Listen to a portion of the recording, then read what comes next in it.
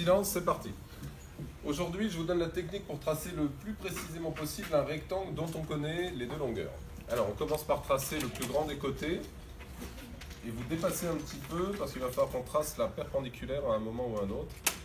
Donc, 75, 25, voilà. Ça, ce sont les points A et B. Donc, j'ai le premier côté de 5 cm. Je vais tracer la perpendiculaire passant par A parce que le rectangle a 4 angles droits. Et pour tracer précisément cette perpendiculaire, on utilise le compas. Hop. Une petite marque de chaque côté. On se met sur ces marques-là et on va utiliser la technique de la médiatrice. On fait un trait là, un trait là,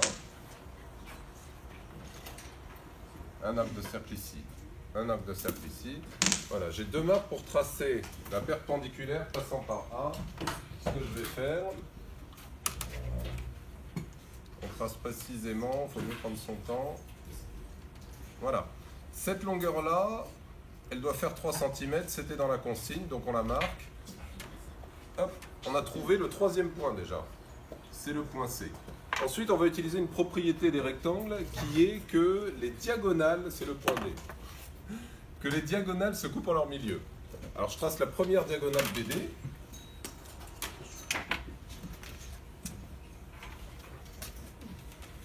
Voilà. On va chercher son milieu, et ça on s'autorise à le faire à la règle. Alors, il faut faire une mesure précise. Ici j'ai 59, donc c'est 29 et demi. Hop, voilà, c'est à ce moment-là qu'il faut être le plus précis possible.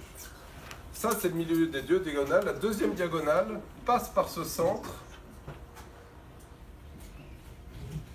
On la trace. On la fait dépasser. Et ensuite, on va faire en sorte que le centre de cette diagonale soit aussi le milieu de la deuxième diagonale. Hop. Donc on mesure précisément, le plus simple c'est de le faire au compas. Hop. Voilà. Donc ça c'est la position du point D, le dernier point à tracer. C. Hop.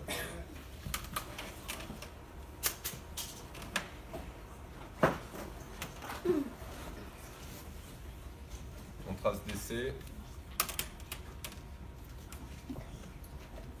On trace BC. Et on peut vérifier si on veut à la fin, à l'équerre, qu'on a bien 4 angles droits. Et normalement ça devrait être bon. Les diagonales ont même longueur et se coupent en leur milieu. Voilà, coupé.